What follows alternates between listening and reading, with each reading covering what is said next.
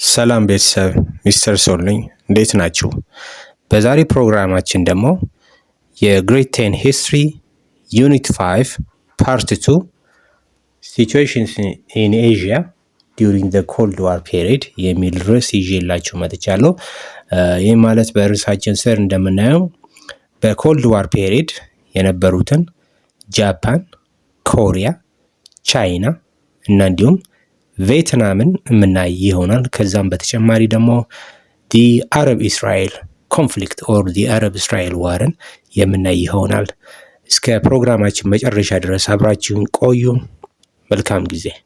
ኦኬ፣ መጀመሪያ የምናየው ጃፓን ይሆናል። ጃፓን ዲዩሪንግ ዘ ኮልድ ዋር ፔሪድ እንደምናስታውሰው ጃፓን በሰከንድ ወርልድ ዋር ላይ ነበረች። ጃፓን በሰከንድ ወርልድ ዋር ላይ ጀርመን እንዲሁም ደግሞ ከኢታሊ ጎን በመሆን ተሳትፋለች። ነገር ግን በዚህ ጦርነት አንፎርቹኔትሊ ተሸናፊ ነበረች። ምክንያቱም ሁለቱ የጃፓን ሲቲዎች ሂሮሺማ እና ናጋሳኪ በአሜሪካ አቶሚክ ቦምብ ከተመቱ በኋላ 1945 ላይ ከሁለተኛ ዓለም ጦርነት ወጣለች ማለት ነው። ዴርፎር ወደ ሌሰናችን ስንመጣ after the Second World War, Japan's economy was badly damaged because many factories were destroyed and it lost its overseas colonies. እንግዲህ በሁለተኛ ዓለም ጦርነት በኋላ የጃፓን ኢኮኖሚ በጣም ዳሜጅድ ሆኖ ነበር፣ በጣም ተጎድቶ ነበር። ምክንያቱም አንደኛ ፋክተሪዎቿ በጦርነት ምክንያት ከጥቅም ውጭ ሆኖ ነበር። ኢንፍራስትራክቸሮቿ፣ መንገዶቿ፣ ድልድዮቿ፣ ብዙ መሰረተ ልማቶቿ ከጥቅም ውጭ ሆኖ ነበር። እንዲሁም ደግሞ ሺ ሎስት ኦልሶ ሄር ኦቨርሲ ኮሎኒስ ቅኝ ግዛቶቿንም አታ ነበር። ለምሳሌ ቻይናን በቅኝ ግዛት ይዛ ነበር ከፋሪስት ላይ አካባቢ። እንዲሁም ደግሞ ኢንዶ ቻይና የሚባለውን ቴሪቶሪ ሰፊ ቴሪቶሪ ነው። ኢንዶ ቻይና ማለት ላኦስ፣ ካምቦዲያ እና ሌሎችንም ቴሪቶሪዎች የያዘ ነው። በርካታ ቴሪቶሪዎችን በቅኝ ግዛት ይዛ ነበር ፋሪስት ላይ። እነዚህን ቴሪቶሪዎች አታለች ማለት ነው። በዚህ የተነሳ በጣም ተዳክማ ነበር ሁለተኛ ዓለም ጦርነት ሲጠናቀቅ። however ጃፓን ሪከቨርድ ቬሪ ኪክሊ። ነገር ግን ይህ ሁሉ መፈራረስ ቢከሰትባትም ጃፓን በጣም በፍጥነት ነበር ሪከቨር ያደረገችው ወይም ደግሞ ከሁለተኛ ዓለም ጦርነት ያገገመችው። and Japan became a closely ally of the United States. ጃፓን የአሜሪካ closely ally close friend መሆን ችላ ነበር. and the US gave Japan economic assistance and investments to rebuild Japan. እንግዲህ አሜሪካ ደግሞ ለጃፓን ራሷን እንድታገግምበትና እንዲሁም ደግሞ ኢኮኖሚዋን መልሳ እንድትገነባበት አሜሪካ ከፍተኛ የሆነ የኢኮኖሚ ድጋፍ ሰጥታት ነበር። ለምንድን ነበር የምትደግፋት የሚለውን ነገር መጠየቅ መቻል ይኖርብናል። እዚህ ጋር the goal was to make Japan a strong capitalist country against communism, especially from the Soviet Union and China. እንደምናሳውሰው ኮልድ ዋር ፔሪድ ላይ ነው አሁን የምንገኘው። ኮልድ ዋር ላይ እንግዲህ ሁለት ሀያላን ሀገሮች ተፈጥረው ነበር። አንዷ ካፒታሊስት የሆነችው the United States of America እና እንዲሁም ደግሞ የእሷ ተከታዮች ናቸው። በሁለተኛ ዓለም ጦርነት ያሸነፉ ዋና ሀገሮች እና ሌሎች ተከታዮች አሉ። ሁለተኛው ደግሞ ግሬት ፓወር ኦፍ ዘ ወርልድ ተብላ የተመሰረተችው ሶቪየት ነች። ሶቪየት ዩኒየን ወይም ደግሞ ዩኤስኤስአር የምትባለው ሀገር ነች። ዩኤስኤስአር ደግሞ እንግዲህ ኮሙኒዝምን የምታቀነቅን ሀገር ነች። ስለዚህ ዩኤስኤ ጃፓንን በዚህ ሰዓት እየረዳች የነበረበት ዋነኛው ምክንያት ምንድን ነው? ኮሙኒዝም ወደ ጃፓን እና ሌሎቹ ፋሪስት ኤዥያን ካንትሪዎች እንዳይስፋፋ በመስጋቷ ነው። የሶቪየት እና የቻይና ኮሙኒዝም ወደ ጃፓን እንዳይስፋፋ በመስጋቷ ምክንያት ነበር ጃፓንን በጣም በከፍተኛ ሁኔታ የምትረዳት የነበረው ማለት ነው። and Japan experienced an economic miracle. በዚህንም የተነሳ ጃፓን ኢኮኖሚክ ሚራክል አመጣች። የኢኮኖሚ ተአምራት ፈጠረች ማለት ነው። ያ ማለት ከነበረባት ድብልቅልቅ መፈራረስ አገግማ by 1985 Japan became the second largest industrial power in the world. you see በ1985 ጃፓን the second largest industrial power in the world ሆነች። የዓለማችን ሁለተኛው ታላቁ የኢንዱስትሪያል ሀገር ሆነች። እንግዲህ የዚህ ሁሉ ድጋፍ እና የኢንዱስትሪያላይዜሽን ውጤት ምን ሆነ? ሪዛልቱን ስናይ ጃፓን ቢካም ፓወርፉል ኢንዱስትሪ ኤንድ ትሬዲንግ ኔሽን። ስለዚህ ጃፓን ታላቅ የኢንዱስትሪ እና እንዲሁም ደግሞ ነጋዴ ሀገር መሆን ቻለች ማለት። ስለዚህ ጃፓን ከወርልድ ዋር ፔሪድ ተጠቃሚ እንደነበረች እዚህ ጋር ልብ ማለት ይኖርብናል። ሰከንድ ካንትሪ ዲዩሪንግ ዚ ኮልድ ዋር ፔሪድ ላይ የምናገኛት ሁለተኛው የኤዥያን ካንትሪ ቻይና ነች። ዲዩሪንግ ዘ ሰከንድ ወርልድ ዋር ቻይና ዋዝ ኢንቬድድ ባይ ጃፓን። ያው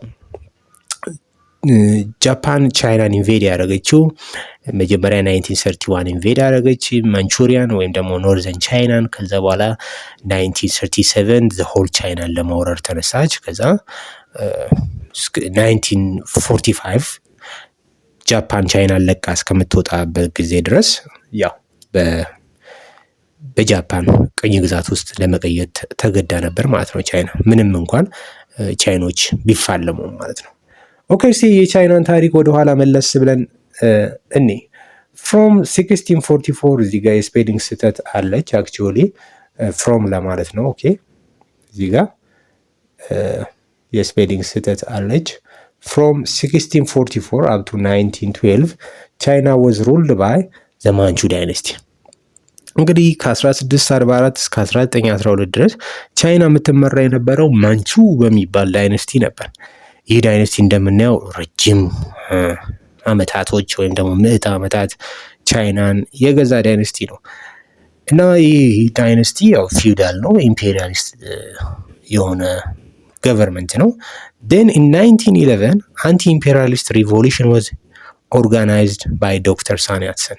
ከዛ 1911 ላይ አንቲ ኢምፔሪያሊስት ሪቮሉሽን ዶክተር ሳን ያትሰን በሚባል ቻይናዊ ተጀመረ። ይህ ዶክተር ሳን ያትሰን ማለት እንግዲህ የአሜሪካን ሀገር ተምሮ እየመጣ ታላቅ ምሁር ነው። ስለዚህ ቻይናን ከንጉሳዊ አገዛዝ ለማላቀቅ የኢምፔሪያሊስት ሪቮሉሽን በ1911 ያስጀምራል። and also Dr. Sun Yat-sen was the founder of ኮሚንታንግ ኦር KMT ወይም ደግሞ ናሽናሊስት ፓርቲ መስራች ነበር። ዶክተር ሳን ያትሰን የኮሚንታንግ ፓርቲ ወይም ደግሞ በአጭሩ KMT ፓርቲ ወይም ደግሞ የናሽናሊስት ፓርቲ መስራች ነበር። in 1912 KMT or the nationalist party overthrew the Manchu dynasty። ስለዚህ 1912 ላይ ደግሞ KMT ፓርቲ ወይም ደግሞ ናሽናሊስት ፓርቲው የመጨረሻውን የቻይና ዳይነስቲ ማንቹ ዳይነስቲን ከስልጣን ላይ ማውረድ ቻለ። ከዛም ዜን ቻይና ቢካም ሪፐብሊክ ካንትሪ። ከዛ ቻይና ሪፐብሊክ ካንትሪ ወይም ደግሞ ዲሞክራቲክ ካንትሪ ተብላ ተሰየመች። ዜን ኢን 1921 CCP or the Chinese Communist Party was formed by Mao Zedong። ከዛ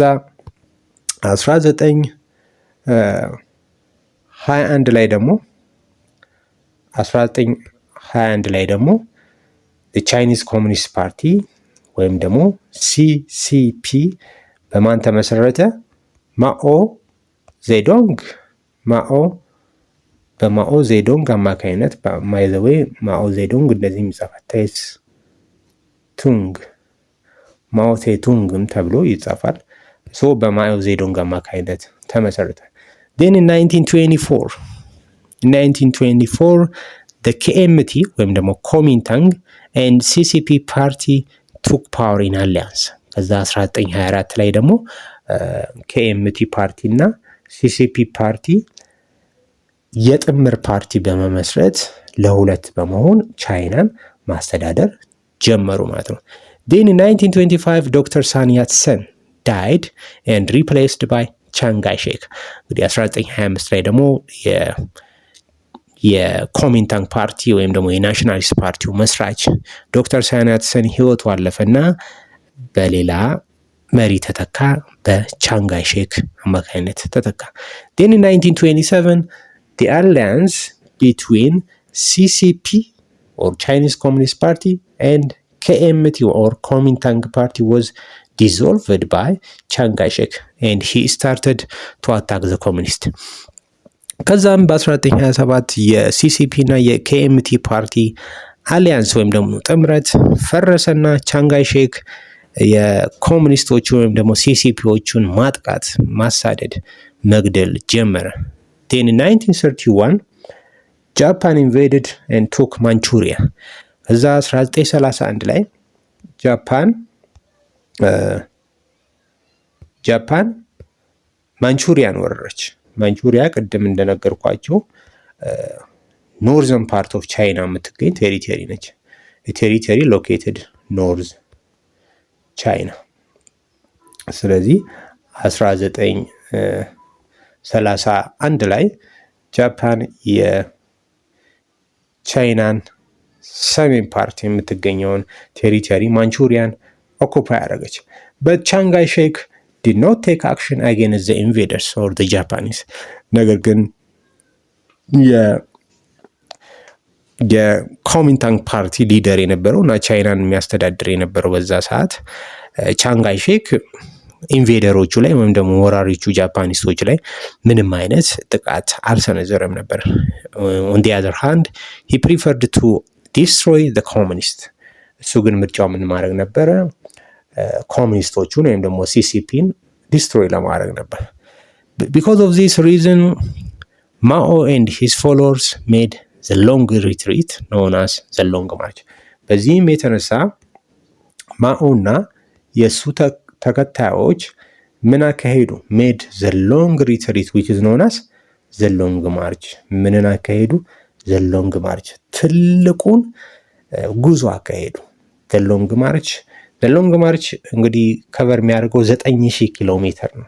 9000 ኪሎ ሜትር ከኪያንግሲ from ኪያንግሲ to የናን ታውን ከኪያንግሲ ከምትባለው ከተማ ወደ የናን ከደቡብ ቻይና ወደ ሰሜን ቻይና የተደረገ ሽሽት ነው ማለት ነው። ማኦ ዜዱንግ እና ተከታዮቹ ከኪያንግሲ ከተማ እስከ የናን ከተማ ያደረጉት ጉዞ is called the long march እየተባለ ይጠራል በቻይኒዝ ሂስትሪ።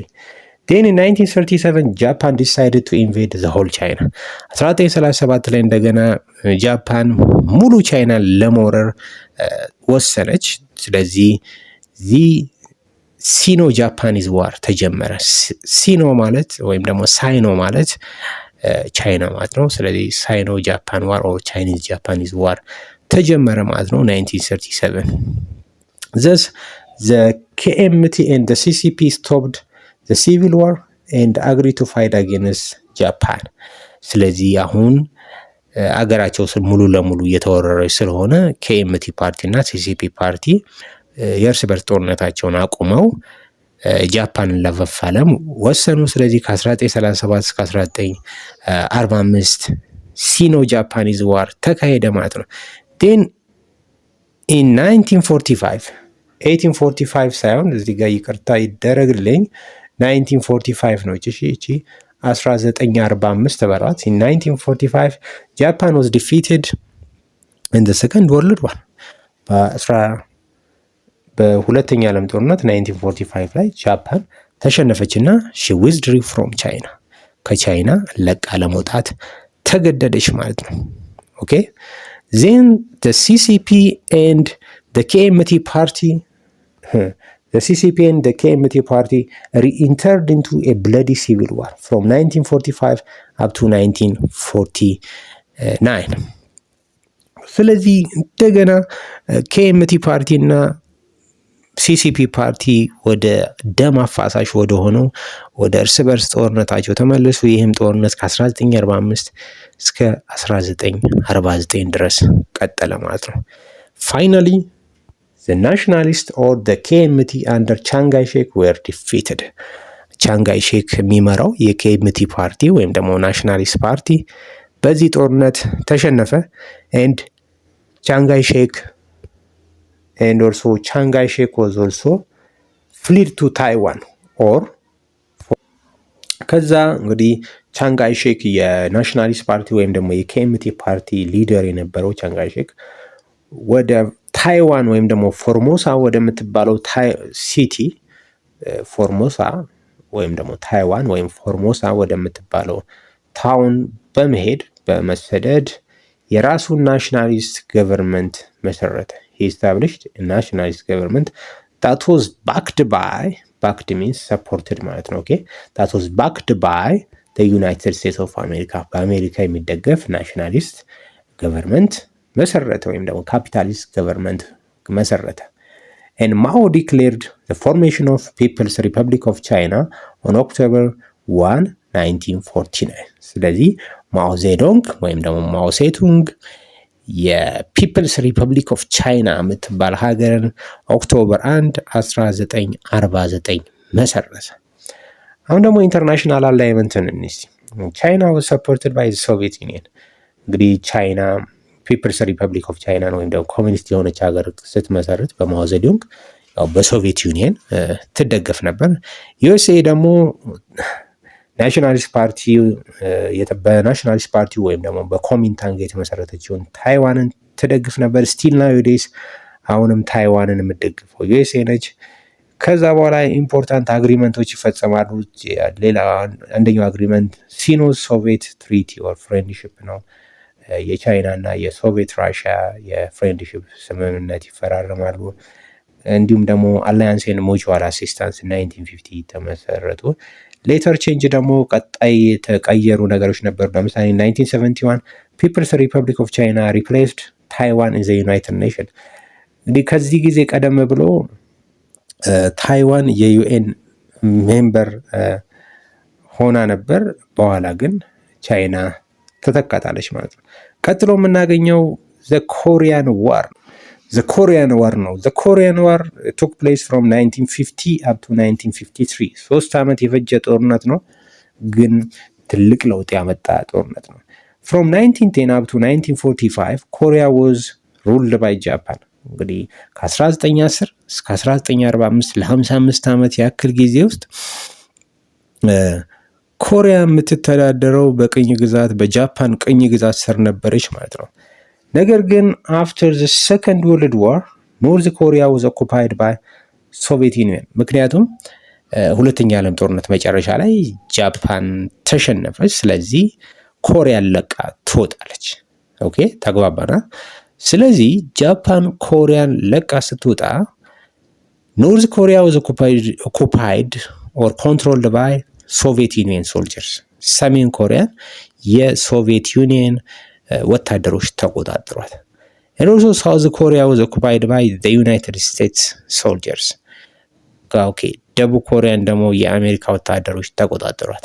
and they were divided along the 38 parallel or latitude። ከዛ ኮሪያ ወደ ሁለት ትከፈላለች ማለት ነው።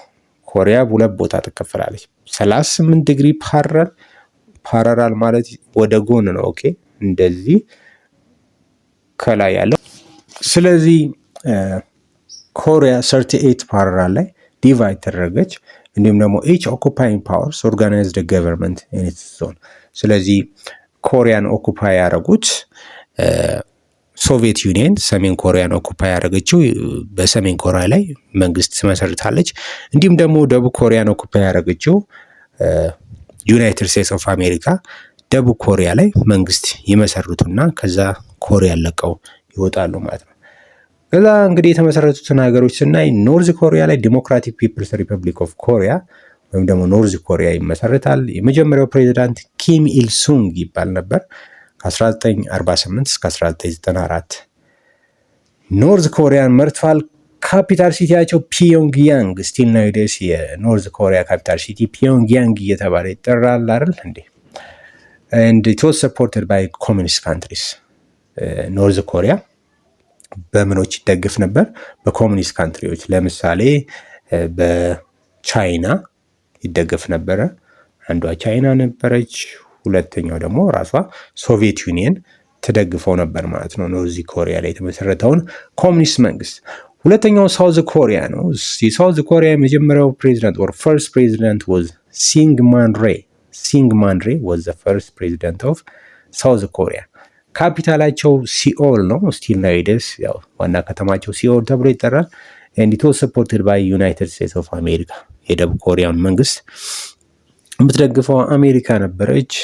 and USA recognized South Korea as a legal government while the communist countries recognized only North Korea. እንግዲህ ሰሜን አሜሪካ ሪኮግናይዝ የምታደርገው ሳውዝ ኮሪያን መንግስት እንደ ሌጋል ወይም ደግሞ እንደ ህጋዊ መንግስት ትቀበለዋለች። ኮሚኒስት ካንትሪዎች ልክ እንደ ሶቪየት ዩኒየን እና ቻይና ያሉት ሀገሮች ደግሞ ሰሜን ኮሪያን እንደ ህጋዊ ሀገር ይቀበሏት ነበር ማለት ነው። then USA and USSR withdrew their forces from Korea. እንግዲህ ሀገር ከመሰረቱ በኋላ ሰሜን ኮሪያ እና ደቡብ ኮሪያ ላይ ሀገር ከተመሰረቱ በኋላ USSR ኮሪያን ለቀው ይወጣሉ ማለት ነው።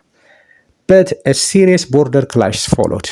ነገር ግን ልክ እንደነሱ በወጡ ማግስት ተከታታይ የሆነ የድንበር ግጭት 38 ዲግሪ ፓራሉ ላይ መፈጠር ጀመረ።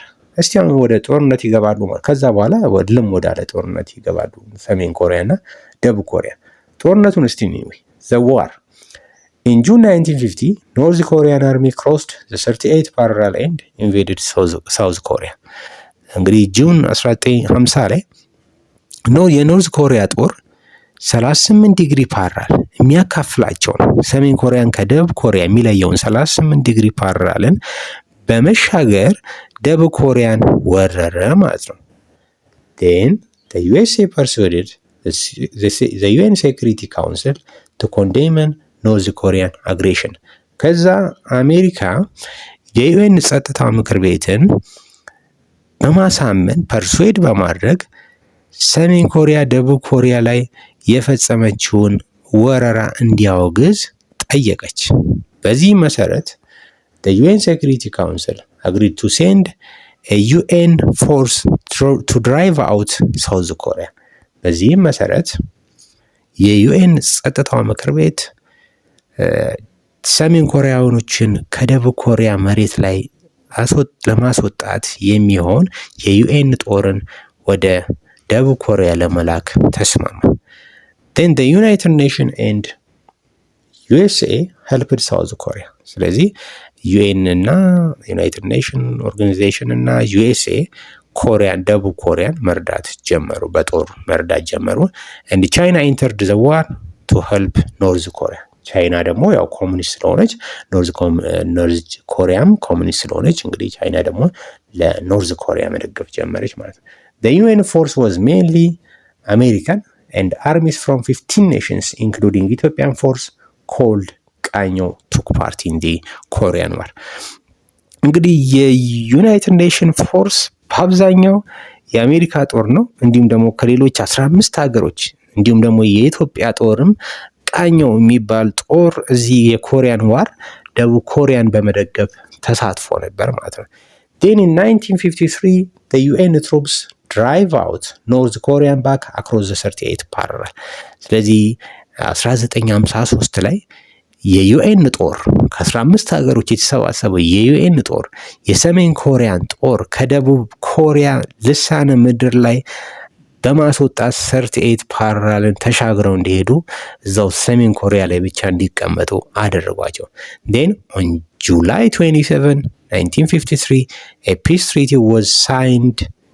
እዚህ ጋር ስፔሊንግ ስህተት አለ፣ ይቅርታ ይደረግልኝ። it was signed at Panmunjom that ended the Korean War. ስለዚህ 1953 ላይ የሰላም ስምምነት በሰሜን ኮሪያ እና በደቡብ ኮሪያ ላይ መካከል ፓንሙንጆም የምትባል ሲቲ ላይ ይፈራረሙና የሁለቱ ጦርነት ይቆማል ማለት ነው። አሁን ደግሞ ሪዛልት ኦፍ ዘ ዋር ነው የጦርነቱ ውጤት ማሲቭ ዲስትራክሽን ኤንድ ሚሊየንስ ኦፍ ሬፊውጂስ ከፍተኛ የሆነ መፈራረስን አስከትሏል። እንዲሁም ደግሞ በርካታ ህዝቦች ሬፊውጂስ ወይም ደግሞ ስደተኛ እንዲሆኑ ተገድዋል። ሁለተኛ ሳውዝ ኮሪያ ሪሜንድ ነን ኮሚኒስት ያው ደቡብ ኮሪያ ነን ኮሚኒስት ወይም ካፒታሊስት ሆና እንድትቀጥል አድርገዋል። ቻይና ቢካም ሜጀር ኤዥያን ፓወር፣ ቻይና ታላቅ የኤዥያ ፓወር ሆና እንድትፈጠር ሆኗል። ሌላኛው ፎርሜሽን ኦፍ ሲያቶ 1954 ቱ ስቶፕ ኮሚኒዝም ኢን ሳውዝ ኢስት ኤዥያ። እንግዲህ ሌላኛው ደግሞ ሲያቶ እንዲመሰረት ምክንያት ሆኗል። ሲያቶ ማለት ብራንች ኦፍ ኔቶ ነው፣ የኖርዝ አትላንቲክ ትሪቲ ኦርጋናይዜሽን ብራንች ነው። ይሄ ጦር ቃል ኪዳን ድርጅት ደግሞ በኤዥያ አካባቢ የኮሙኒዝም መስፋፋትን እንዲከላከል የተቋቋመ ድርጅት ነው። ስለዚህ ለዚህ ድርጅት መቋቋም ምክንያቱ ነው። አሁን ደግሞ ወደ ቬትናም ዋር እንሄዳለን። ወደ አራተኛው ርዕሳችን the first Indo-China war that was took place 1946 up to 1954 እናያለን ማለት ነው። ኢንዶ-ቻይና consisted modern states of Vietnam, Laos and Cambodia። ኢንዶ ቻይና የሚባለው ቦታ ምንድን ነው? ለምንስ ኢንዶ ቻይና ተብሎ ተጠራ ብለን ማለታችን አይቀርም። ኢንዶ ቻይና ለምን ተባለ መሰላችሁ? የህንድና ኢንዶ ማለት ኢንዲያ ከሚለው ወርድ ነው የተወሰደው። የህንድና እንዲሁም ደግሞ ቻይና የቻይና የካልቸር እንዲሁም ደግሞ የሂስትሪ ኢንፍሉዌንስ ስላለበት የአካባቢ ኢንዶ ቻይና እየተባለ ይጠራል። ስለዚህ ኢንዶ ቻይና ተብለው የሚጠሩት ሀገሮች ማን ማን ናቸው? የዛሬዎቹ ቬትናም፣ ላኦስ እና ካምቦዲያ ተብለው የሚጠሩት ሀገሮች ነበሩ። ኢንዶ ቻይና እየተባሉ የሚጠሩት አካባቢዎች ማለት ነው። and France ruled Indochina from 1800s until the outbreak of the Second World War። ኢንዶቻይናን ደግሞ ከ1800 አንስቶ እስከ ሁለተኛ ዓለም ጦርነት መነሻ that means እስከ 1939 ባለው ጊዜ ኢንዶቻይና የሚባለውን ቦታ እነዚህ ሶስቱን ቴሪቶሪዎች የሚይዘውን ላኦስ፣ ካምቦዲያ እንዲሁም ደግሞ ቬትናምን የሚይዘውን ቦታ ለረጅም ዓመታት ከ1800 እስከ 1939 የምታስተዳድረው ማን ነበረች? ፍራንስ ነበረች። but during the Second World War they were occupied by Japan። ሁለተኛ ዓለም ጦርነት ሲጀመር ግን ፈረንሳያን ቦታ ኢንዶቻይናን ሰፊ ግዛት ለቀው ስትወጣ ወዲያውኑ ማን ትይዘዋለች? ጃፓን ትይዘዋለች ማለት ነው። ጃፓን ምክንያቱም የፈረንሳይ አንቲ ነበረች በሁለተኛ ዓለም ጦርነት ላይ። ስለዚህ ፈረንሳያንን ቦታ ከሩቅ ምስራቅ ከኢንዶቻይና ለቃ ስትወጣ ጃፓን ትይዘዋለች። when Japan lost the Second World War Vietnam became free from Japanese control። ነገር ግን ሁለተኛ ዓለም ጦርነት ላይ ጃፓን ተሸናፊ ስትሆን ጃፓንን ቦታ ለቃ ትወጣለች። ስለዚህ ቪየትናም ምን ይሆናል? ነፃ ይሆናል ማለት ነው።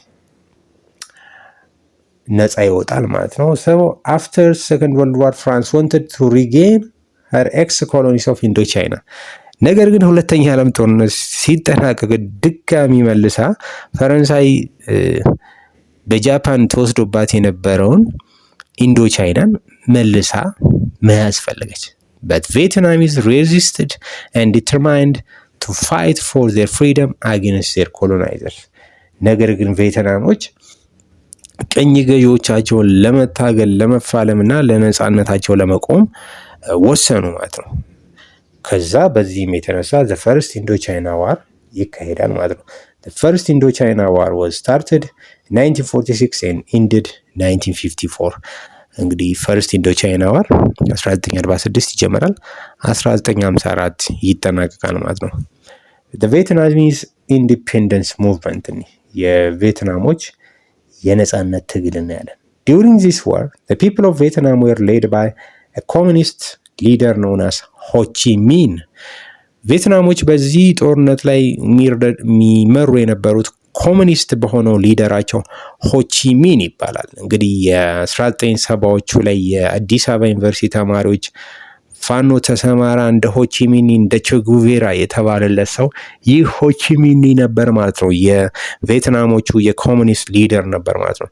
and Ho Chi Minh established a military organization known as Viet Minh in 1941። 1941 ላይ ሆቺሚን የራሱ ሚሊተሪ ኦርጋናይዜሽን አቋቁሞ ነበር። ፈረንሳይን በመፋለም ሀገሩን ቬትናምን፣ ላኦስ፣ ካምቦዲያ እና ሌሎችም አካባቢዎችን ከፈረንሳይ ነፃ ለማውጣት ማለት ነው። and China and the Soviet Union supported the Viet Minh። ቻይና እና ሶቪየት ዩኒየን ደግሞ ሆቺሚንን ወይም ደግሞ ቬትሚኖችን ይደግፉ ነበር ማለት ነው፣ ፈረንሳዮችን በመቃወም ምክንያቱም ፈረንሳዮች ካፒታሊስት ስለነበሩ ማለት ነው። and USA supported France because it feared the spread of communism in Asia። እዚህ ጋር ስፔሊንግ ስህተት አለ፣ ስፕሪድ ለማለት ነው። ኦኬ እዚህ ጋር this one spread ለማለት ነው። ኦኬ spread okay therefore USA supported France because it feared the spread of communism in Asia። አሜሪካ ደግሞ ለፈረንሳይ ነበር የምትደግፈው ምክንያቱም ኮሙኒዝም ምስራቅ ኤዥያ አካባቢ ይስፋፋል የሚል ስጋት ስለነበራት ነው። ያ ደግሞ እንግዲህ ኮሙኒዝም የሚስፋፋ ከሆነ እሷ ኤዥያ ላይ የነበራትን የኢኮኖሚክ እና የፖለቲካል ኢንፍሉዌንስ ይቀንስባታል ማለት ነው። and USA used the term dominant theory to describe the growing concern over communist influence in Indochina። USA ደግሞ እንግዲህ ዶሚኔንት ቲዮሪ የሚል ወርድ ትጠቀም ነበር ምክንያቱም ኢስት ኤዥያ ላይ የኮሙኒዝም ተጽዕኖ እያደገ እንደነበረ ለመግለጽ የተጠቀመችው ወርድ ነው። The Vietnam War was unpopular in France, particularly among the French communists, and it was known as the Dirty War። በተለይም ደግሞ ይሄ ቪየትናም ዋርን የፈረንሳይ ህዝብ አይወደው ነበር፣ አንፖፑላር ነበር። በተለይም ደግሞ የፈረንሳይ ኮሚኒስቶች አይወዱትም። ምክንያቱም ይሄ ጦርነት ፈረንሳይ ማድረግ አይገባትም ብለው ስለሚያስቡ ነበር እና ይህን ጦርነት ምን ብለው ይጠሩታል? ዘ ደርቲ ዋር እያሉ ይጠሩት ነበር ፈረንሳዮች። አሁን ደግሞ የጦርነቱን ማብቂያ እናለን። ዘ ኤንድ ኦፍ ዘ ዋር the French were defeated at the Battle of Dien Bien Phu። ፈረንሳያኖች በቪየትናሞች the Battle of Dien Bien Phu ላይ May 7 1954 ይሸነፋሉ። ከዛ ጦርነትን ተከትሎ ጄኔቫ አግሪመንት ይፈረማል ማለት ነው። የጄኔቫ ስምምነት የጄኔቫ በርካታ ስምምነቶች አሉ። ይሄ የጄኔቫው የ1954ቱ ስምምነት ይፈረማል ማለት ነው። by this agreement France formally agreed to end its rule over Indochina። በዚህ ስምምነት ፈረንሳይ ኢንዶቻይና ላይ ያላትን አገዛዝ ለማቆም ተስማማች። ሁለተኛ ቪየትናም፣ ላኦስ and Cambodia became independent states separate from one another። ቪየትናም፣ ላኦስ እና ካምቦዲያ ነፃ ሀገር እንዲሆኑ ነፃ ራሳቸውን የቻሉ ሀገሮች እንዲሆኑ ተወሰነ። እንዲሁም ደግሞ both agreed to divide Vietnam temporarily at 17 degree parallel into the north and south። እንዲሁም ደግሞ ኮሪያ ቪየትናም 17 ዲግሪ ፓራል ላይ ወይም ወደ ጎን ኖርዝ ኤንድ ሳውዝ ተብላ ቴምፖራሪ ወይም ደግሞ ለጊዜው ዘላቂ ሳይሆን ለጊዜው 17 ዲግሪ ፓራል ላይ ሰሜን ቪየትናም እና እንደዚህ ማለት ነው ኖርዝ ኤንድ ሳውዝ 17 ዲግሪ ፓራል ላይ ዲቫይድ ልትደረግ ተወሰነ ማለት ነው። ተወሰነ። Then in the North Vietnam, the Democratic Republic of Vietnam was established by a communist leader known as Ho Chi Minh። ስለዚህ ሰሜን ቪየትናም ላይ ኮሚኒስት ገቨርንመንት መሰረተ። የዛም ኮሚኒስት ገቨርንመንት ሊደር ሆ ቺ ሚን ሆነ። and its capital was known as Hanoi። የሰሜን ቪየትናም ካፒታል ሲቲ ሃኖይ ሆነች። ከዛ in South Vietnam ላይ ደግሞ ሳውዝ ቪየትናም ፕሮ ዌስተርን ገቨርንመንት ወይም ደግሞ የምዕራቡን ዓለም አቀንቃኝ የሆነ መንግስት ተመሰረተ። ካፒታል ሲቲያቸውም ሳይጎን ሆነች ማለት ነው። ሳይጎን ቢካም the capital city of South Vietnam and the leader was Ngo Dinh Diem. Ngo Dinh Diem became the leader of South Vietnam። ካፒታል ሲቲያቸው ሳይጎን ሊደራቸው ደግሞ Ngo Dinh Diem ሆነች ማለት ነው። and the Soviet Union and PRC means People Republic of China supported North Vietnam። ሶቪየት ዩኒየን ራሽያ እንዲሁም ደግሞ ፒፕልስ ሪፐብሊክ ኦፍ ቻይና እቺም ያው ኮሙኒስት ካንትሪ ነች። ሁለቱ ኖርዝ ቪየትናምን የሆቺሚንን ይደግፉ ነበር። and USA supported USA ደግሞ የምትደግፈው ማንን ነው? the non communist or the capitalist ሳውዝ ቪየትናሞችን ትደግፍ ነበር። አሁን ደግሞ ሰከንድ ኢንዶ ቻይና ዋር ይካሄዳል ማለት ነው። ሰከንድ ኢንዶ ቻይና ዋር ደግሞ የሚካሄደው ለምን መሰላችሁ? ፐርፐዙን ልንገራችሁ። ሰሜን ቬትናም እና ደቡብ ቬትናም አሁን ሁለት ሆነዋል። እነሱን ለመቀላቀል ነው። ሰሜኑ ኮሙኒስት ሆኗል፣ ደቡቡ ደግሞ ካፒታሊስት ሆኗል። ስለዚህ ደቡብ ቬትናም ውስጥ ቬትሚን የሚባል ኮሙኒስት ተቀናቃኝ ድርጅት ይመሰረትና ደቡብ ቬትናም ውስጥ የነበረውን ካፒታሊስቱን ተዋግቶ ነፃ አድርጎ ከዛ መጨረሻ ላይ ከሰሜን ቬትናም ጋር ያዋህዳል ማለት ነው። ስለዚህ ይሄንን ጦርነት ነው ማለት ነው የምናየው። This war was fought between North Vietnam or the communist supported by China and Soviet Union. ኖርዝ ቬትናሙ የሚደገፈው በቻይና እና በሶቪየት ዩኒየን ነበር። ስለዚህ ሳውዝ ቬትናም was supported by the United States. ሳውዝ ቬትናምን ደግሞ ዩኤስኤ ተደግፈው ነበር። In December 1960 a national liberation movement called Vietcong. December 1960 a national movement called Vietcong was emerged in to fight North Vietnam. Okay, in December 1960 a national liberation movement called Vietcong was emerged to fight ኖርዝ ቬትናም ሳይሆን እቺ ሳውዝ ነው። እቺ ሳውዝ ቬትናም ኦኬ፣ ሳውዝ ቬትናም አድርጓት። በጣም ሶሪ፣ ሳውዝ ቬትናም መባል አለበት። therefore the Vietcong were trained and supported by the North communist. ቬትኮንጎቹ እንግዲህ በሰሜን ኮሙኒስቶቹ ይደገፉ ነበር፣ ወይም ደግሞ በሆቺሚን ይደገፉ ነበር። and it was began by USA to overthrow the communists from controlling South Vietnam. ይህ ደግሞ የሚደገፍ የነበረው በአሜሪካ ደቡብ ቬትናሞችን ትደግፍ ነበረ። ምክንያቱም ደቡብ ላይ የሚፋለሙትን ኮሙኒስቶችን ለማሸነፍ እና ለማስወጣት ማለት ነው። ኦኬ፣ አሁን ደግሞ ኢምፖርታንት ዩኤስ አክሽንስ፣ ዩኤስኤ ሳውዝ ቬትናም ላይ ያደረገቻቸውን ዋና ዋና አክሽኖች። 1961 ጆን ኤፍ ኬኔዲ gave military support for the South Vietnam government. 1961 ላይ ጆን ኤፍ ኬኔዲ ለሳውዝ ቬትናሞች ሚሊተሪ ሰፖርት ይሰጥ ነበር። ጆን ኤፍ ኬኔዲ increased military advisors. ጆን ኤፍ ኬኔዲ ለሳውዝ ቬትናም የሚሰጠውን የሚሊተሪ አድቫይዘርስ ወይም ደግሞ የጦር አማካሪዎች ቁጥርም ጨምሮ ነበር። ከዛ በኋላ ቀጣዩ የአሜሪካ ፕሬዚዳንት ጆንሰን ስታርትድ ቦምቢንግ ካምፔን ሮሊንግ ተንደር የሚባል ኮድ ያለው ሰሜን ቬትናምን ይደበድብ ነበረ። ዴን ዩኤስ ሴንት 50,000 ትሩፕስ ቱ ቬትናም። ቬትናም ውስጥ እንግዲህ የአሜሪካ 50,000 ወታደሮችን ላከች ማለት ነው። በት ዩኤስኤ was unable to crush the communist forces. ነገር ግን አሜሪካ ኮሙኒስቶቹን ማሸነፍ አልቻለችም። በመጨረሻም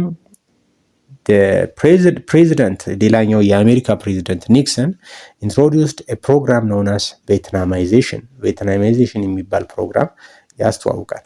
ምን ማለት ነው ቬትናማይዜሽን? ቬትናማይዜሽን was a strategy that aimed to reduce the American involvement in the war by transferring all military responsibilities to South Vietnam. ቬትናማይዜሽን ማለት አሜሪካ ሳውዝ ቬትናም ላይ ያላትን የጦር ኃላፊነቶች በሙሉ ለሳውዝ ቬትናሞች አሳልፎ በመስጠት ራሷ ከጦርነቱ መውጣት የሚል ስትራቴጂ ነው ማለት ነው። ዜን ዩኤስኤ withdrew from ቬትናም ሳውዝ ቬትናም። ስለዚህ አሜሪካ በመቀጠል ከሳውዝ ቬትናም ራሷን አስወጣች። ምክንያቱም ከሀገር ውስጥም ከውጭም ትልቅ ተቃውሞ አጋጥሞ ስለነበር ማለት ነው። The South Vietnam government was collapsed. የሳውዝ ቬትናም ገቨርንመንት በቀላሉ ተሸነፈ። Finally, on January 27, 1973, an agreement on ending the war was signed. ከዛ ጃንዋሪ 27 1973 ላይ የጦርነት ማቆም ስምምነት ተፈረመ። In 1977, the Vietnamese united under communist government. ከዛ 1975 ላይ ቬትናሞች ወደ አንድ ተዋሃዱ። Then on July 2, 1976, Socialist Republic of Vietnam was established. ከዛ ጁላይ 2 1976 ላይ ሶሻሊስት ሪፐብሊክ ኦፍ ቬትናም ተመሰረተች። ኤንድ ሳይጎን ሪመንድ ሆቺሚኒ ሲቲ። የደቡብ ቬትናም ዋና ከተማ የነበረችው ሳይጎን ስሟ ተቀየረና ለታላቁ ሆቺሚኒ መታወሻ ሆቺሚኒ ሲቲ ተብላ ተሰየመች ማለት ነው። ሪዝን ፎር ቬትናሚዝ ቪክቶሪ፣ ለቬትናሞች ማሸነፍ ምክንያቶች የሆኑት ምን ናቸው የሚሉትን አንደኛ ቬትኮንግ ስትሮንግ ፖፑላር ሰፖርት ፍሮም ደማስ፣ ቬትኮንጎች ከአብዛኛው ማህበረሰብ ድጋፍ ስለነበራቸው ነው። ሁለተኛ ዘ ቬትናሚዝ ዌር ኤክስፐርት አት ጎሪላ ዋር፣ በጎሪላ ጦርነት ወይም ደግሞ በሂት ኤንድ ራን ዋር ቬትኮንጎቹ ወይም ቬትናሞቹ በጣም የተካኑ በመሆናቸው ነው። ሶስተኛ ሚሊተሪ ኤድ ፍሮም ቻይና ኤንድ ሶቪየት ዩኒየን ኤንድ ኖርዝ ቬትናም፣ ምክንያቱም ቬትኮንጎቹ ወይም ደግሞ ቬትናሞቹ ከቻይና ከሶቪየት ዩኒየን እንዲሁም ደግሞ ከኖርዝ ቬትናም ከፍተኛ የጦር ድጋፍ ያገኙ ስለነበር ነው። ሌላኛው መጨረሻው ምክንያት ስትሮንግ ዲተርሚኔሽን ቱ ዩኒፋይ ቬትናም ነው። ቬትናምን ለማዋሃድ የነበራቸው ታላቅ ቁርጠኝነት ነው ማለት ነው። በመጨረሻ የምናገኘው ዘአረብ እስራኤል ኮንፍሊክት ይሆናል። ባክግራውንድ ኔ ፓለስታይን ዋዝ ሩልድ ባይ ዘ ኦቶማን ኤምፓየር አፕ ቱ ዘ ኤንድ ኦፍ ዘ ፈርስት ወርልድ ዋር። እንግዲህ ፍልስጤም እስከ አንደኛው ዓለም ጦርነት ማጠናቀቂያ ድረስ በኦቶማን ተርኪሽ ኤምፓየር ቁጥጥር ስር ነው የነበረችው። ነገር ግን ፎሎዊንግ ዘ ቪክቶሪ ኦፍ አላይድ ፓወርስ ኢን ዘ ፈርስት ወርልድ ዋር ካንትሪስ ኦፍ ዘ ሚድል ኢስት ዌር ዲቫይድድ አፕ ቢትዊን ብሪቴን ኤንድ ፍራንስ አዝ ኤ ማንዴት። ነገር ግን ልክ አንደኛ ዓለም ጦርነት ሲጠናቀቅ ምኖች አሸነፉ? አላይድ ፓወሮች አሸነፉ። በዚህም የተነሳ ተርኪ ተሸነፈች። ስለዚህ የነበራት ኮሎኒዎች አጣች። ስለዚህ የቱርክ ኮሎኒ የነበሩ ቴሪቶሪዎች በሙሉ በሁለት ሀገሮች መካከል እንዲከፋፈሉ ተወሰነ። ግማሾቹን ብሪቴን እንድትይዝ በሞግዚትነት እንድታስተዳደር፣ እንዲሁም ደግሞ የተወሰኑትን ደግሞ ፈረንሳይ በሞግዚትነት እንድታስተዳድር ተወሰነ ማለት ነው። አኮርዲንግሊ ሲሪያ ኤንድ ሌባኖን ወር ጊቨን ቱ ፍራንስ፣ ሶሪያ እና ሌባኖን ለፈረንሳይ ተሰጡ። ዋይል ፓለስታይን፣ ትራንስጆርዳን ኤንድ ኢራቅ ወር ጊቨን ቱ ብሪቴን። እነዚህ የተቀሩ ሶስቱ ደግሞ ፓለስታይን፣ ትራንስጆርዳን እና እንዲሁም ደግሞ ኢራቅ ለብሪቴን በሞግዚትነት እንድታስተዳድራቸው ተሰጡ ማለት ነው። አፍተር ዘ ፈርስት ወርልድ ዋር ጂዊሽ ኢሚግሬሽን ኢን ላርጅ ነምበር ፍሮም ዲፍረንት ፓርትስ ኦፍ ዘ ወርልድ ቱ ፓለስታይን። አንደኛ ዓለም ጦርነት ከተጠናቀቀ ጊዜ በኋላ ተለያየ ዓለም ላይ ይኖሩ የነበሩ የጂዊሾች ህዝብ ወደ ፓለስታይን መምጣት ወይም መሰደድ ጀመሩ። and during the war Britain made different promises to both the Arabs and the Jews። እንግዲህ ብሪቴን ደግሞ ለጂውሾችም ለአረቦችም የተለያዩ ቃሎችን ገብታ ነበር። ለምሳሌ in 1917 the British government promised a Jewish homeland in Palestine by a document called Balfour Declaration።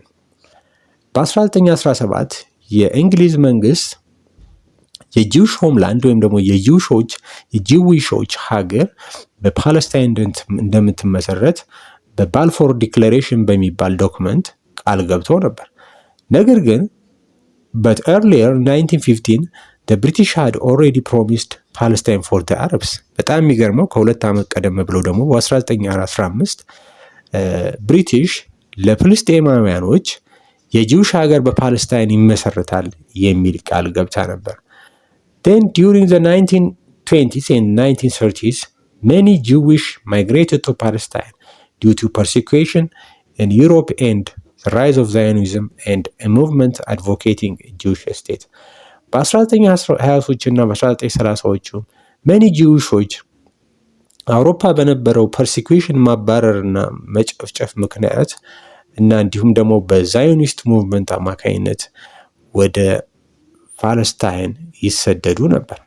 ዛዮኒዝም ምንድን ነው የሚለውን ዛዮኒዝም it was an international movement aimed at establishing a Jewish state in Palestine። ዛዮኒዝም ማለት ዓለም አቀፋዊ ሙቭመንት ሲሆን ይህ ሙቭመንት ዋናው ዓላማው ምንድን ነው? የጂውሽ ስቴት ኢን ፓለስታይን መመስረት ነው። የጂውሾችን ሀገር በፓለስታይን መመስረት ነበር። and the movement was ፎርምድ ባይ ቴዎዶር ሄርዝል። የዚህ ሙቭመንት መስራች ቴዎዶር ሄርዝል ይባላል። ጋዜጠኛ ነው።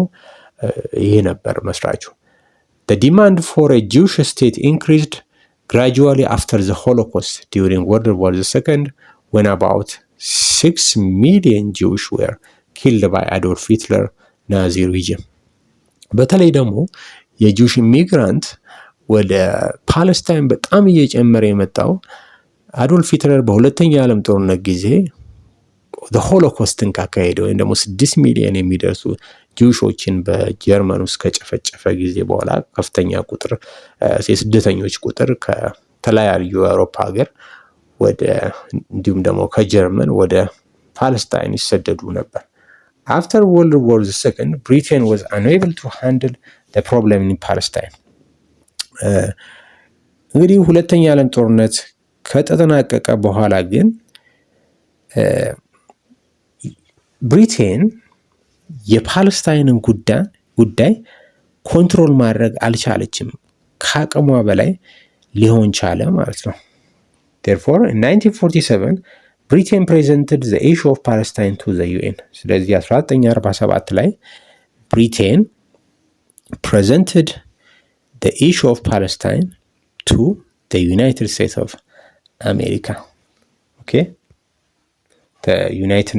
ለዩናይትድ ኔሽን ኦርጋናይዜሽን አቀረበች። ከዛ the UN partition plan of 1947 ከዛ UN ምን ወሰነ? UN decided to partition Palestine into two. አንደኛ a Jewish state ግማሹን ፓለስታይን ለጂውሾች and the Arab state ግማሹን ለጂውሾች ግማሹን ለአረብ ስቴቶች ለመክፈልና ለመስጠት ወሰነ። እንዲሁም ደግሞ ጀሩሳሌም to be an international city ጀሩሳሌም ደግሞ ኢንተርናሽናል ሲቲ የማንም ያልሆነች የጂውሾችም ያልሆነች የአረብም ስቴት ያልሆነች an international city እንድትሆን ወሰነ። the Jews accepted the plan partly በከፊል ጂውሾቹ ይህንን ውሳኔ ተቀበሉ። but the Arab states rejected it claiming the land belonged to the Arabs. አረቦቹ ደግሞ ጭራሽ ሙሉ ለሙሉ አልተቀበሉትም። ምክንያቱም መሬቱ በሙሉ ለአረቦች መስጠት አለበት በሚለው ማለት ነው። then Britain withdrew from Palestine. አሁንም እዚህ ጋር ስፔሊንግ ስህተት አለ። ብሪቴን ለማለት ነው። ብሪቴን እንግዲህ ፓለስታይን ለቃ ወጣች። then ወዲያውኑ on May 14, 1948 the state of Israel was proclaimed. እስራኤል የምትባል ሀገር ተመሰረተች ማለት ነው። then አሁን የምናየው ሜጀር አረብ እስራኤል ዋሮችን እናያለን። 4 አረብ እስራኤል ዋሮች አሉ። the first Arab Israel war, the second Arab Israel war, the third, the fourth Arab Israel war እናያለን። the first Arab Israel war in 1948 ነው የተካሄደው immediately after the emergence of the Israel ማለት ነው። እስራኤል እንደተመሰረተች ነው የተካሄደው። on May 15, 1948 several Arab countries attacked Israel. እነዚህ አረብ ሀገሮች 4 የአረብ ሀገሮች እስራኤልን አታክ አረጉ። ኢጅፕት፣ ሲሪያ፣ ኢራቅ፣ ጆርዳን አታክ አረጉ። ኢጅፕት፣ ሲሪያ፣ ኢራቅ፣ ጆርዳን እንዳለ ጎረቤቶች ናቸው። አውትካም ወይም ደግሞ ውጤቱ ምን ሆነ? Israel won the war and expanded its territory. እስራኤል ጦርነቱን አሸነፈች፣ ግዛቷንም አስፋፋች። and many Palestinians became refugees. ብዙ ፍልስጤማውያኖች ስደተኞች ለመሆን ተገደዱ። name of the war እንግዲህ ለጦርነቱ ስም ሰጥተውታል። እስራኤላውያኖች ስም ሰጥተውታል፣ እንዲሁም ደግሞ አረቦች ስም ሰጥተውታል።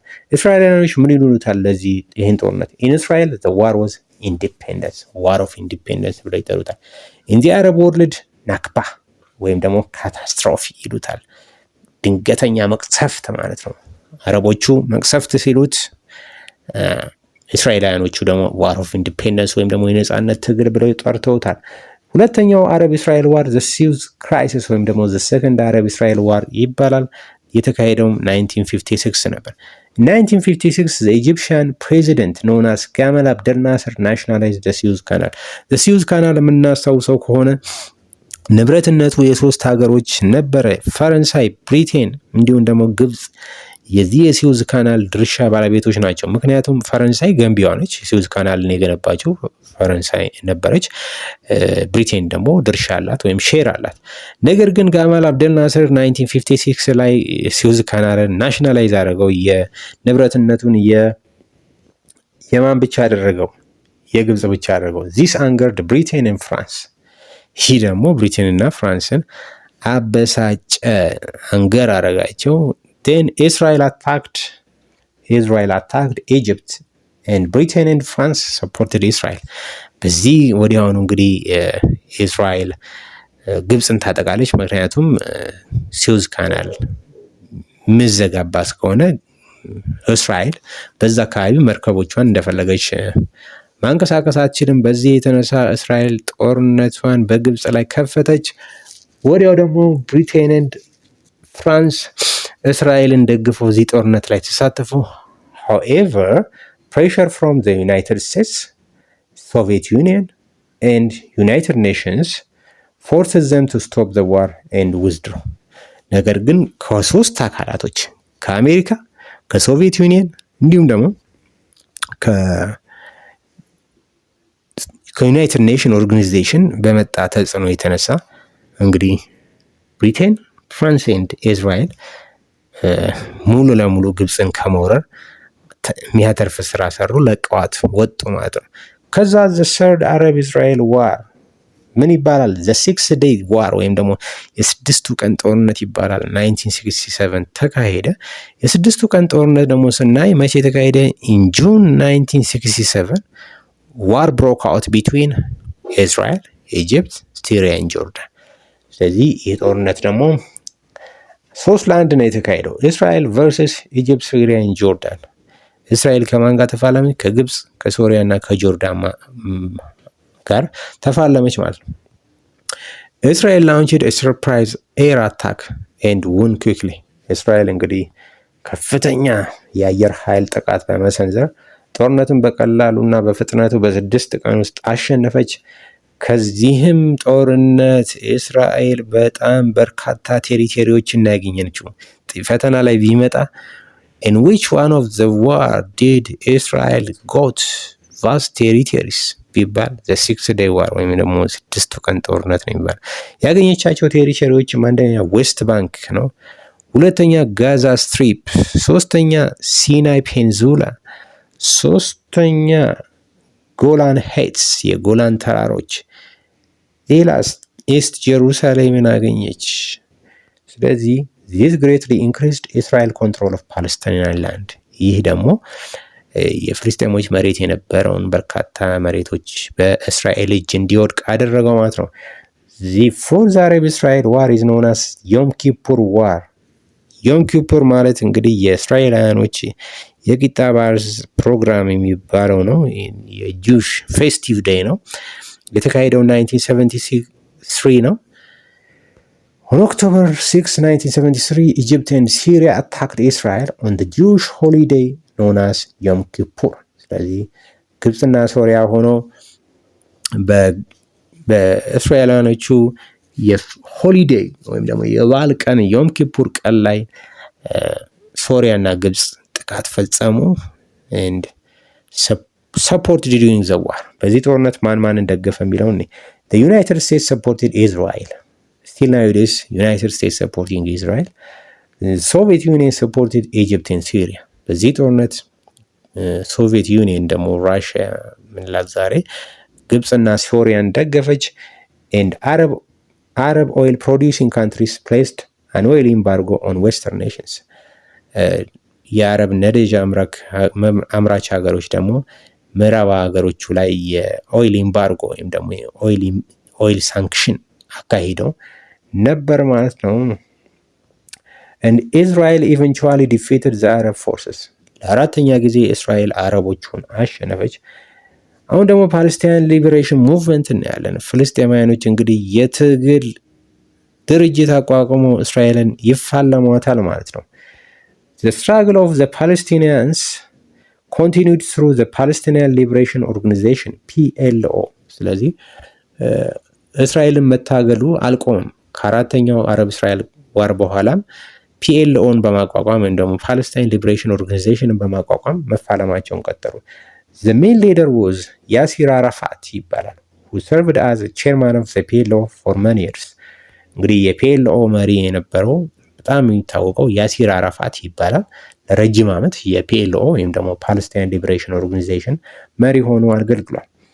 ሜጀር ኮዝ ኦፍ ዲ አረብ እስራኤል ኮንፍሊክት፣ ኮዞቹ ምክንያቶቹ ምንድን ነበሩ የሚለውትን ኮንፍሊክቲንግ ናሽናሊስት ሙቭመንትስ ዛዮኒዝም ወይም ደግሞ ጂውሽ ናሽናሊዝም ነው አንደኛው። ሁለተኛው አረብ ናሽናሊዝም ነው። አረቦችም ፍልስጤም እነሱ እንድትሆን ይፈልጋሉ፣ ጂውሾችም ፍልስጤም እነሱ እንድትሆን ይፈልጋሉ። ብሪቲሽ ኮንትራዲክተሪ ፕሮሚስስ ፎር ቦዝ የአረብስ ኤንድ ጂውሽ፣ ብሪቲሽ የሚጋጭ ቃል መግባት ሆኖ 1915 ለአረቦች ፓለስታይን ለአረቦች ይሰጣለሁ ብላ ቃል ገባች። በ1917 ደግሞ ጂውሽ ስቴት ኢን ፓለስታይን ትመሰርታለች የሚል ቃል ለጂውሾች በባልፎር ዲክሌሬሽን ቃል መግባቷ፣ ይሄ የሚጋጭ ቃል መግባቷ ለጦርነቱ መነሻት ወይም ደግሞ ለግጭቱ መነሻት ምክንያት ነው። ጂውሽ ኢሚግሬሽን ኢንቱ ፓለስታይን እንዲሁም ደግሞ የጂውሽ ስደተኞች በአንደኛ ዓለም ጦርነት መጠናቀቅ እንዲሁም ደግሞ ከሁለተኛ ዓለም ጦርነትና እንዲሁም ደግሞ ሂትለር ከፍተኛ ጂውሾችን እስከ 6 ሚሊዮን የሚደርሱ ጂውሾችን መጨፍጨፉ በከፍተኛ ሁኔታ የጂውሾች ስደት ወደ ፓለስታይን መጨመሩ ለዛ ኮዝ ነው። and also UN partition plan of 1947 which Arabs rejected። እንዲሁም ደግሞ UN በ1947 ፓለስታይን ለሁለት ትከፈል የሚለው ውሳኔ ለአረብ እስራኤል ዋር መነሻ ምክንያት ነው። and also external involvement from major powers like USA and Soviet Union እንዲሁም ደግሞ ሀያላንም አገር የምንላቸው እንደ አሜሪካና ሶቪየት ዩኒየን እዚህ ግጭት ላይ መሳተፋቸው ለአረብ እስራኤል ኮንፍሊክት መነሻ ምክንያት ነው። በቀጣይ ደግሞ የምናየው ታላቁን ኮላፕስ ኦፍ ሶቪየት ዩኒየን እናያለን። አንደኛ የምናገኘው እንግዲህ ጎርባቾቭስ ሪፎርም ነው። ሚካኤል ጎርባቾቭ እንግዲህ የሶቪየት ዩኒየን መሪ ሆነው ይመረጣሉ። In 1985 Mikhail Gorbachev became the leader of Soviet Union and he introduced two reforms። እንግዲህ የሶቪየት ዩኒየን መሪ ሆኖ ከተመረጠ በኋላ ሁለት ለውጦችን ሪፎርሞችን ወይም ለውጦችን መሰረት ወይም ደግሞ አሳየ። አንደኛው ግላስኖስት ይባላል። ግላስኖስት ሚንስ ኦፕንነስ፣ ግልጽነት፣ ትራንስፓረንሲ ማለት ነው። ኢት አላውድ ፍሪደም ኦፍ ስፒች፣ ለሶቪየቶች ፍሪደም ኦፍ ስፒች የሚፈቅድ ነው። ኤንድ ኦልሶ ኢት አላውድ ፍሪደም ኦፍ ፕሬስ፣ የህትመት ነጻነት። ኢት ኦልሶ አላውድ ፍሪደም ኦፍ ፕሬስ፣ የህትመት ነጻነት። ኢት ኢንክሪዝድ ገቨርንመንት ትራንስፓረንሲ፣ መንግስትን ግልጸኝነት የሚያሳይ ነው። ሁለተኛው ሚካኤል ጎርባቾቭ ያስተዋወቀው ሪፎርም ደግሞ ፖሊሲ ምንድነው? ፔሪስትሮይካ ይባላል። ፔሪስትሮይካ ምንድን ነው ትርጉሙ? ሪስትራክቸሪንግ ማለት ነው። እንግዲህ አንደኛው ያሳየው ፔሪስትሮይካ ምንድን ነው? ኢኮኖሚክ ሪፎርምስ ነው፣ የኢኮኖሚ ለውጦች። አንደኛው ሰም ፕራይቬት ኦነርሺፕ ኦፍ ቢዝነስ፣ በፊት ገቨርንመንት ኦንድ የነበረው ቢዝነስ ፕራይቬት ኦነርሺፕ ኦፍ ቢዝነስን እንዲኖር አሳወቀ። ይሄ ትንሽ ካፒታሊዝም መቀላቀላቸውን ያሳያል። አቴምፕት ቱ ኮምባይን ሶሻሊዝምን ካፒታሊዝም፣ አያቸው ሁለቱን ለማጣጣም ሙከራ ተደረገ። በፊት እንግዲህ ሶቪየት ዩኒየን ሶሻሊስት ነበረች። አሁን ግን ሶሻሊስት እና ካፒታሊዝምን ኮምባይን የማድረግ ነገር አሳየ በፔሪስትሮይካ። and also these reforms weakened the strict communist system and encouraged people to demand more freedom። ይህ ነገር እንግዲህ ፔሪስትሮይካን ሚካኤል ጎርባቼቭ ማስተዋወቁ የሶቪየት ህዝቦች ስትሪክት የነበረውን ኮሚኒስት ሲስተም ዊክን አደረገው፣ አዳከሙ። እንዲሁም ደግሞ ህዝቦቿ ሶቪየት ህዝቦች ፍሪደምን በተጨማሪ ፍሪደምን ዲማንድ እንዲያደርጉ እንዲጠይቀው አደረገ ማለት ነው። ቼንጅን ኢስተርን ዩሮፕ እናያለን። አሁን ደግሞ ቼንጅስ ኢን ኢስተርን ዩሮፕ ስንመጣ አፍተር ሰከንድ ወርልድ ዋር መኒ ኢስተርን ዩሮፒያን ካንትሪስ ቢካም ሶቪየት ሳተላይት። ሁለተኛ የዓለም ጦርነት እንደተጠናቀቀ በርካታ የምስራቅ አውሮፓ ሀገሮች የሶቪየት ሳተላይት ሆኖ ነበር። እንግዲህ ፀሐይዋ ሶቪየት ዩኒየን ነች ማለት ነው። እንግዲህ ሳተላይቶቿ ደግሞ ኢስተርን ዩሮፒያን ኔሽንስ ነበሩ ማለት ላይክ እንደ ፖላንድ፣ ሃንጋሪ፣ ሮሜኒያ፣ ቡልጋሪያ፣ ቼኮስሎቫኪያ፣ ኢስት ጀርመኒ Then in 1989, nationalists and democratic movements overthrew the communist government in most of these countries. እንግዲህ ናሽናሊስትና ዲሞክራቲክ ሙቭመንቶች በእነዚህ ኢስት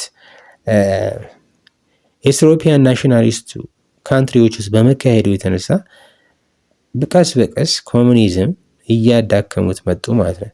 and most revolutionaries were peaceful except Romania where violence occurred. በአብዛኞቹ ኢስት ኢሮፒያን ካንትሪዎች ውስጥ ግን ሰላማዊ የሆነ ሪቮሉሽን ነበር የተካሄደው ኤክሴፕት ሮሜኒያ። ከሮሜኒያ ውጭ በሌሎቹ ኢስት ኢሮፒያን ካንትሪዎች ውስጥ ሪቮሉሽን የተካሄደው ሰላማዊ በሆነ መልኩ ነው።